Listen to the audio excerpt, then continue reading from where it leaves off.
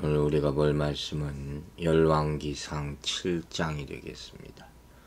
7장 1절부터 8절까지 말씀 먼저 읽겠습니다. 솔로몬이 자기의 왕궁을 13년 동안 건축하여 그 전부를 준공하니라. 그가 레바논 나무로 왕궁을 지었으니 길이가 100규빗이요 너비가 50규빗이요 높이가 30규빗이라. 백향목 기둥이 4줄이요 기둥 위에 백향목 들보가 있으며 기둥 위에 있는 들보 45개를 백향목으로 덮었는데 들보는 한 줄에 15이요 또 창틀이 3줄로 있는데 창과 창이 3층으로 서로 마주대하였고 모든 문과 문설주를 다 큰 나무로 네모지게 만들었는데 창과 창이 3층으로 서로 마주대하였으며 또 기둥을 세워 주랑을 지었으니 길이가 50규빗이요 너비가 30규빗이며 또 기둥 앞에 한 주랑이 있고 또 그 앞에 기둥과 섬돌이 있으며 또 심판하기 위하여 보좌의 주랑 곧 재판하는 주랑을 짓고 온 마루를 백향목으로 덮었고 솔로몬이 거처할 왕궁은 그 주랑 뒤 다른 뜰에 있으니 그 양식이 동일하며 솔로몬이 또 그가 장가든 바로의 딸을 위하여 집을 지었는데 이 주랑과 같더라. 자, 성전을 짓고 난 후에 솔로몬이 자기의 왕궁을 지었다는 얘기가 나오기 시작합니다. 사실 영적으로는 할 말이 굉장히 많지만 다 할 수는 없는 것이고, 어쨌든 그리고 8절에 가서 바로의 딸을 위하여 집을 지었다 하는 말이 의미심장합니다. 먼저 성전은 7년 만에 완공되었잖아요. 왕궁은 13년이 걸렸어요. 여기서 이 왕궁이라는 것은 왕의 집무실과 처소, 왕비의 처소 이런 것도 다 포함되어 있겠죠. 그러니까 이 왕궁을 대규모로 지었다는 게 화려하게 어마어마한 왕궁을 지었을 것으로 보입니다. 그러니 어떤 일이 생겨요? 많은 백성이 노역에 동원될 수밖에 없는 것이죠. 또 지방 요새와 예루살렘 성벽 건설에도 많은 백성이 동원되고 점점 백성의 불만이 쌓이게 됐을 것이고 이것이 솔로몬 사후에 국가가 분열되는 원인이 되는 것이고 이런 것들을 우리가 묵상해 볼 필요가 있었다 하는 것이죠. 자기를 위하여 짓는 것이 안위를 위하여 만들어 놓는 것이 어떤 결과를 가져오느냐 하는 거죠. 그리고 나머지 오늘 본문의 얘기는 이 왕궁의 모습이에요. 성전의 모습에 대해서 우리가 자세하게 읽어봤잖아요. 그 모습이에요. 그가 레바논 나무로 왕궁을 지었다. 그래서 백향목이죠. 근데 이 나무라는 단어는 모으다, 소집하다 라는 히브리어 의미를 가지고 있어요. 그러니까 이 말은 뭐냐면 단순히 건축 재료로 백향목을 사용했다는 뜻을 넘어서 백향목나무 이것이 아주 꽉 차있는 숲을 이루고 있는 그런 상태를 말한다고 합니다. 그러니까 이건 레바논 숲의 궁 이렇게 번역하는 것이 더 적당할 수도 있어요. 대다수의 영어 성경들도 이렇게 숲이라는 의미로 번역한 것을 볼 수가 있습니다. 그러니까 아마도 이 궁은 굉장히 쾌적한 장소였을 것으로 볼 수가 있죠.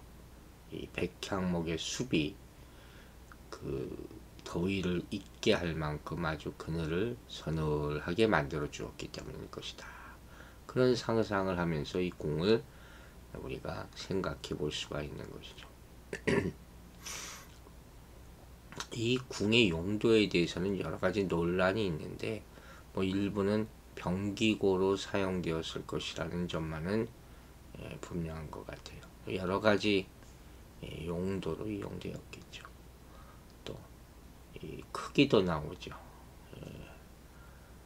레바논 나무 궁의 크기는 길이가 약 52에서 54m, 폭이 26에서 27m, 높이가 15에서 16m. 여러분 상상이 되십니까? 성전보다 2배 정도 크고 넓은 그런 어마어마한 왕궁을 만드는 거예요. 그리고 궁전의 하층에는 기둥들이 쫙 늘어서 있는 무슨 신전같이, 또 기둥 위에 있는 들보 45개를 백향목으로 덮었다 그랬어요. 이게 이 3절이 2절과 좀 모순 같은, 그림을 그려보기가 어려워요. 왜냐면 2줄대로라면 백향목 들보가 4줄이어야 되는데 본줄은 여기 3절에는 15개씩 45개, 즉 3줄로 말하거든요.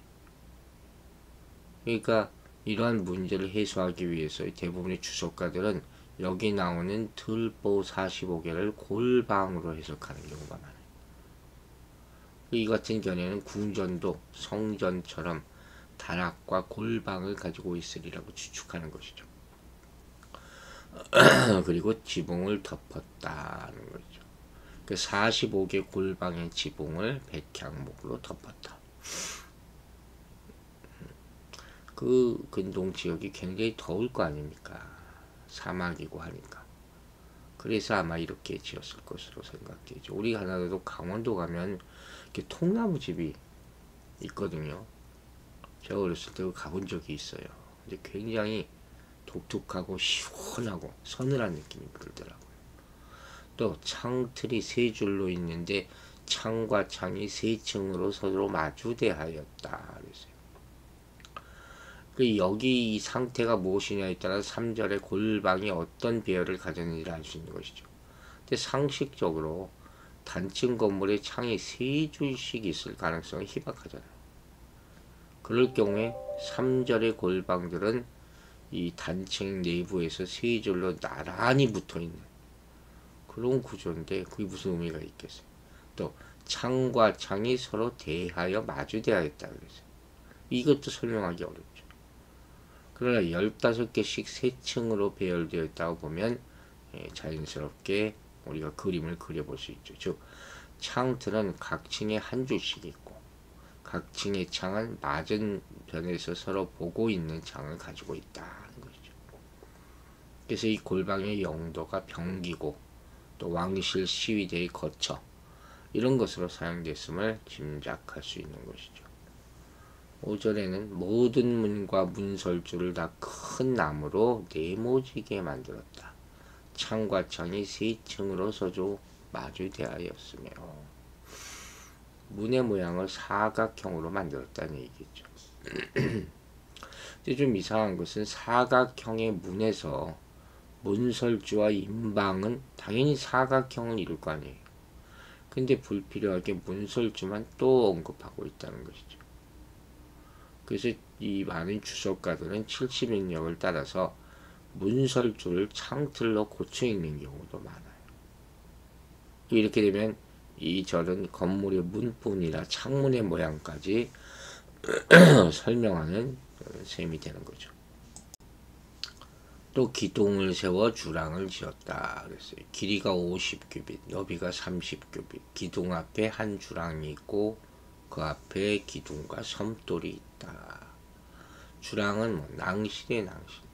이 낭실은 벽 대신에 기둥들로만 둘러있는 건물을 말하는 거예요. 근데 이 주랑이라는 것이 어떤 것인가에 대해서 여부가 또 논란이 좀 있죠. 그 옛날 거래 다 우리가 정확히 알 수가 없는 거죠. 그런데 이것이 바로 레바논 나무 궁의 현관일 것이다. 이렇게 주장하는 사람도 있고, 또 이 낭실이 성전과 거의 비등한 만치 커다란 크기고, 이 성전의 낭실은 그 폭이 성전의 폭과 일치하는 비해서 여기 있는 낭실 폭은 궁전의 폭과 일치하지 못하고 또 이 주랑 자체가 또 하나의 주랑을 가지고 있는 점으로 봐서 이건 독립된 건물일 것으로 보는 것이죠.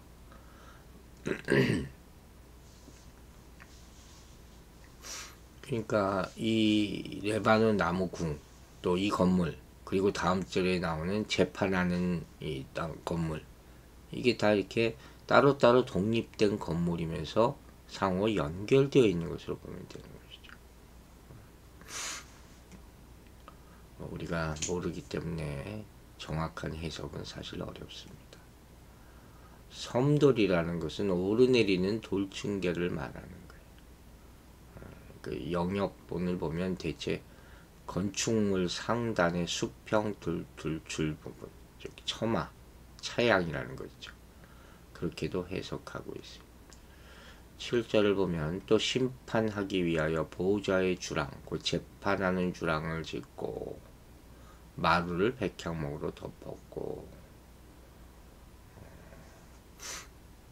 여기 나오는 이 재판하는 주랑이라는 것은 3장에 나오는 재판과 동일한 거죠.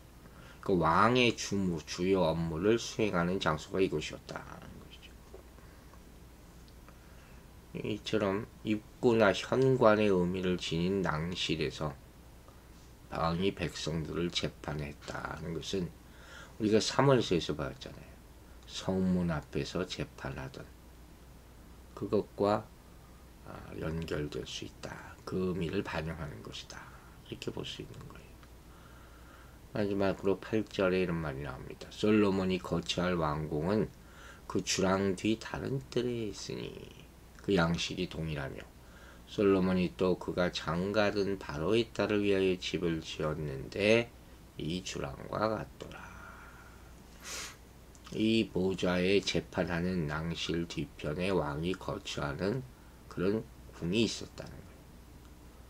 그 레바논 라무 궁이나 재판하는 궁과는 달리 솔로몬이 사적인 생활을 하는 장소죠. 내실이죠, 내실. 그 양식이 다 동일하다. 똑같이 재판하는 그런 주랑과 똑같은 형식으로 지었다. 같은 크기라는 의미를 얘기할 수도 있지만 확신이 날 수가 없죠. 같은 기술과 같은 양식과 같은 재료가 사용되었다. 백향목 뭐 이런 것들이 다 사용되는 화려한 모습이었을 것이다. 하지만 6절의 양식과 7절의 양식 또 8절이 솔로몬이 저할 궁 다 별개의 것이다 하는 거죠. 마지막에 이런 말이 나오죠. 그 장기든 바로의 딸을 위하여. 솔로몬이 일찍이 결혼한 바로의 공주를 위하여 3장에서 우리가 봤죠. 자신의 거처와 같은 식으로 지은 궁을 마련해 주었다. 그런데 그렇다고 해서 이 궁이 솔로몬의 모든 부인과 후궁들을 위한 것은 아니라 바로 이 공주만을 위한 사저라고 보는 것이죠. 이런 것을 보면 이 바로의 공주가 특별한 대우를 받았다는 거죠. 애굽의 위세와 더불어 솔로몬의 부인 중에서 으뜸의 지위를 가지고 있었을 것이다. 그리고 왕의 거처와는 분리되어서 그 뒤에서 위치하고 있었을 것이다. 그런 거죠. 자, 오늘 본문은 뭐 우리가 별로 읽으면서 큰 의미가 없을 것 같지만 중요한 영적 의미를 하나 말하고 마치겠습니다. 여러분, 하나님 나라를 섬기는 성도의 삶은 중요한 거예요. 왜? 그 삶을 통해서 하나님이 영광 받으시기 때문에, 그리고 그의 삶을 책임져 주시기 때문에, 이 하나님의 성전을 설명하는 그 가운데 등장하는 오늘 이 솔로몬 왕궁의 이야기는 이 왕궁의 이 모습을 통해서 성전 건축에 헌신한 자가 누리는 하나님의 영광을 보여주는 것이다. 이렇게 말할 수 있어요. 먼저 그의 나라와 그의 나라를 구하라. 그의 의를 구하라 하지 않았습니까? 그러니까 하나님과 교제하며 항상 그분과 함께하는 성도의 삶에는 하나님의 풍성함과 하나님의 영광이 따르게 됨을 잊지 말라 하는 것이죠. 그런데 한 가지 아쉬운 점은 이 솔로몬이 그의 이방 아내인 바로의 딸을 위한 집을 또 화려하게 지었다 하는 거죠. 우리가 서두에서 얘기했듯이 당시 백성들은 요새와 성벽 건설에도 참여했기 때문에 과도한 공사로 말미암아 쌓인 불만이 많았다는 거예요. 이게 나중에 이스라엘 분열의 원인이 되었다. 그러니까 우리가 포커스를 맞춰야 될 것은 하나님 나라를 세우는 것, 이거예요. 그때 우리는 비로소 영적 기쁨을 누리게 되는 거예요. 우린 때로 자신의 섬김과 헌신으로 하나님의 나라를 세워나간다, 이렇게 생각하지만 하나님이 우리를 하나님이 거하시는 아름다운 성전으로 만들고 계시는 거예요. 그때 진정한 기쁨이 있는 것이죠. 우리의 삶을 하나님이 큰 손이 만지고 계신다. 우리는 항상 말씀을 가까이 하고 기도하며 이웃을 섬김으로 예수 그리스도를 닮은 사람으로 자라가게 될 것입니다. 그러므로 우리가 하나님을 섬기는 것은 희생이 아니에요.